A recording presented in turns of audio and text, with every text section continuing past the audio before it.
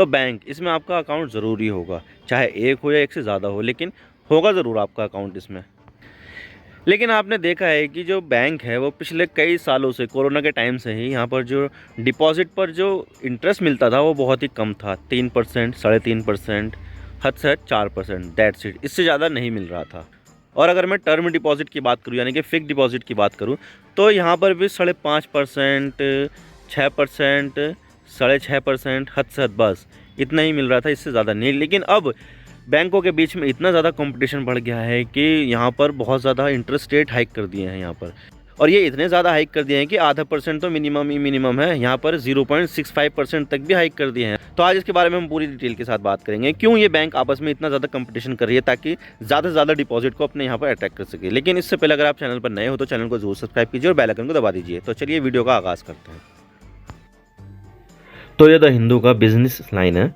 SBI sharply hikes term deposit rate. SBI's new term deposit interest rates are effective December 13। 13 दिसंबर से लागू है और 13 दिसंबर का ये आर्टिकल है। तो बात करते हैं कि मामला क्या है और हम इसकी बात क्यों कर रहे हैं। तो देखिए, आपका बैंक में अकाउंट तो ज़रूर ही होगा और आप उसमें अपने पैसों को स्टोर करके रखते हैं। आपके मल्टीपल बैंक अकाउंट भी हो सकते हैं, जो पर्सनल बैंकिंग के लिए अलग और बिजनेस बैंकिंग के लिए अलग करंट अकाउंट हो सकता है।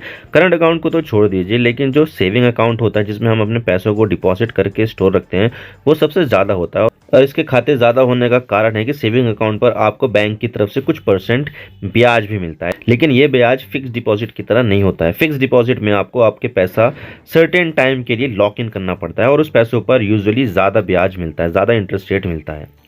लेकिन पिछले कुछ सालों से, खासकर कोरोना के टाइम में, बैंक की तरफ से मिलने वाले ब्याज की रकम बहुत ही कम थी, यानी कि इस पर कुछ ही % ब्याज मिलता था।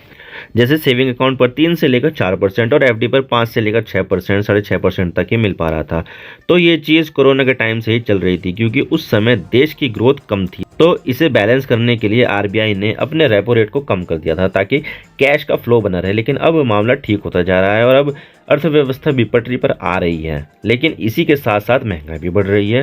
तो RBI ने भी महंगाई को कंट्रोल करने के लिए अपने रेट बढ़ा दिए हैं ताकि कैश का फ्लो कम करके महंगाई को कंट्रोल कर सके। अब देखा जाए तो RBI ऐसा महंगाई को कम करने के लिए करता है, लेकिन इसके 2 बायो प्रोडक्ट भी हमारे सामने आते हैं। इससे लोन महंगा हो जाता है, लोन की किस्तें महंगी हो जाती है, लेकिन इस चीज़ से सेविंग अकाउंट और FD पर मिलने वाला ब्याज भी बढ़ जाता है। और ये मौका अब आया है। पिछले हफ्ते ही RBI ने यहाँ पर रेपो रेट को 35 बेसिस पॉइंट यानी कि 0.35% को बढ़ाया है और अब ये हो गया 6.25%। आप देख सकते हैं, बिजनेस इनसाइडर इंडिया का ये आर्टिकल है। RBI hikes repo rate by 35 basis point taking it to 6.25%। Das यानी कि शक्तिकांत दास जो रिजर्व बैंक के गवर्नर हैं, उन्होंने कहा है कि Das says bank has Arjun eye on inflation, यानी कि उन्होंने यहाँ पर बैंकों से कहा है कि आपकी अर्जुन आई है इन्फ्लेशन को कम करने के लिए। 7 दिसंबर का ये आर्टिकल है, क्योंकि पिछले हफ्ते ही यहाँ पर ये रेपो रेट बढ़ाया गया था। और ये जो रेपो रेट होता है ना, इसका मतलब ये है कि जो कमर्शियल बैंक है जो सीधा कस्टमर से पैसा डिपॉजिट करने और उन्हें लोन देते हैं, जब ये बैंक RBI से पैसा उठाते हैं ना, तो उन पैसों पर ये बैंक RBI को कुछ ब्याज भी देते हैं और ये जो ब्याज होता है वो ही रेपो रेट कहलाया जाता है। अब RBI ने अपने ब्याज को महंगा कर दिया है, तो जाहिर सी बात है कि कमर्शियल बैंक अपने लोन को महंगा करेगी, लेकिन जो FD और सेविंग अकाउंट पर आम लोगों को जो ब्याज मिलता है वो भी बढ़ेगा। तो जैसे कि RBI ने रेपो रेट बढ़ाया, तो जो कमर्शियल बैंक है उन्होंने भी अपने लोन को महंगा कर दिया, लेकिन बहुत सारे बैंकों ने FD को अट्रैक्ट करने के लिए अपने इंटरेस्ट रेट को बढ़ाया है। जैसे कि अभी देश के सबसे बड़े बैंक SBI ने ऐसा किया है, लेकिन यहाँ पर तो बैंकों के बीच बहुत ही ज़्यादा कंपटीशन चल रहा है। कई बैंकों में ये होड़ मची है कि मेरे पास सबसे ज़्यादा पैसा आना चाहिए। जहाँ पर अभी RBI ने सिर्फ 0.35% तक ही रेपो रेट बढ़ाया है, तो वहीं कमर्शियल बैंक तो इससे एक कदम और आगे बढ़ते हुए FD पर सीधा 0.50% से लेकर 0.64% तक रेट बढ़ा दिया है। वैसे देखा जाए तो क्यूमुलेटिव ये 2.25% तक बढ़े हैं पिछले 6 से 7 महीनों में।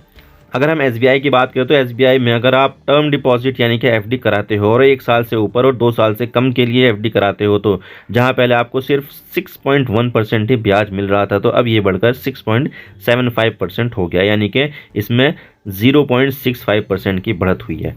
और अगर आप 2 साल से ज़्यादा और 3 साल से कम के लिए FD कराते हो, तो पहले 6.25% था, तो अब ये बढ़कर 6.75% हो गया, यानी कि ये 0.5% बढ़ा है। और अगर हम ESAF स्मॉल फाइनेंस बैंक के बारे में बात करें, तो इसमें अगर आप 1 साल से ज़्यादा और 2 साल से कम समय के लिए FD कराते हो, तो इसमें भी आपको जहां पहले 6.75% मिल रहा था, तो अब ये बढ़कर 7.25% हो गया, यानी कि इसमें भी 0.5% की बढ़त हुई है। और ये स्मॉल फाइनेंस बैंक तो बहुत ही ज़्यादा ब्याज दे रही है, क्योंकि इसे अपने आप को स्केल अप करना होगा और उसके लिए कस्टमर को अट्रैक्ट करने के लिए कुछ ऐसा ही करना होगा, कुछ इस तरह की ही स्कीम लानी पड़ेगी इसको, ताकि यहाँ पर ज़्यादा से ज़्यादा कस्टमर अट्रैक्ट हो। और इसके अलावा कोटक महिंद्रा बैंक ने भी यहाँ पर अपने डिफरेंट टेन्योर की एफडी पर 0.5% रेट को हाइक कर दिया है और ये 7% पर आ गए हैं। और इसके अलावा देश की सबसे बड़ी प्राइवेट बैंक HDFC बैंक ने भी अपने रेट को बढ़ाया है। अगर आप 12 महीने से ज़्यादा और 15 महीने से कम एफडी कराते हो तो पहले जहाँ पर 6.1% मिलता था, तो वहीं अब ये 0.40% बढ़कर 6.5% हो गया है। और अगर आप 15 महीनों से ज़्यादा और 18 महीनों से कम के लिए एफडी कराते हो तो पहले इसके लिए 6.4% ब्याज मिलता था, तो अब ये 7% मिलता है, यानी कि ओवरऑल ये रेट बढ़े ही है। अभी तो सिर्फ कुछ ही बैंकों ने ये रेट बढ़ाया, लेकिन बाद में हो सकता है कि और ज़्यादा बैंक अपने रेट को बढ़ाए, जैसे कि ICICI बैंक हो गया, येस बैंक हो गया, एक्सिस बैंक हो गया, बहुत सारी दूसरी बैंक हैं जो बढ़ा सकती है आने वाले समय में। लेकिन सवाल यह आता है कि बैंक अपने डिपॉजिट को बढ़ाने के लिए ब्याज दरें क्यों बढ़ा रहे हैं। तो देखिए, बिजनेस स्टैंडर्ड का आर्टिकल है, economic uptick boost credit offtake beyond 20% in retail and services. 30 नवंबर का ये आर्टिकल, यानी कि ये भी फिलहाल का ये आर्टिकल है। तो देखिए, क्रेडिट ऑफटेक का मतलब होता है कि मार्केट में लोन की डिमांड ज़्यादा बढ़ रही है और ये लगभग 20%, यानी कि पिछले साल के मुकाबले इस साल लोन मांगने वालों की संख्या ज़्यादा है। अब लोग लोन मांग रहे हैं तो उसके लिए बैंकों के पास पैसा होना भी तो ज़रूरी है, क्योंकि बैंकों का तो काम ही होता है कि लोगों को पैसा जमा करना और उन्हें 5-6% ब्याज देना और फिर इन पैसों को ही लोन देना लोगों को, और उस लोन से 8 से लेकर 9%, 10%, 11-12% इस तरह का ब्याज वसूलना। तो लोन देने के लिए उनके पास पैसा होना भी ज़रूरी है। ये बैंक हमेशा RBI के भरोसे नहीं बैठ सकते हैं, तो बैंकों को अपने डिपॉजिट बढ़ाने के लिए ही ये अट्रैक्टिव एफडी स्कीम को चलाना पड़ रहा है। वैसे देखा जाए तो भारत की बैंकों में, यानी कि भारत में जितने भी बैंक काम कर रहे हैं, चाहे वो सरकारी हो, प्राइवेट हो, स्मॉल फाइनेंस बैंक हो, कोऑपरेटिव बैंक हो या जिला सहकारी बैंक हो, उन सब बैंकों में लोगों का 172.9 लाख करोड़ रुपए डिपॉजिट है। और ये डेटा 18 नवंबर तक का है और इसमें 9.6% की ग्रोथ हुई है और ये 15.2 लाख करोड़ रुपए बढ़ा है पिछले साल के मुकाबले।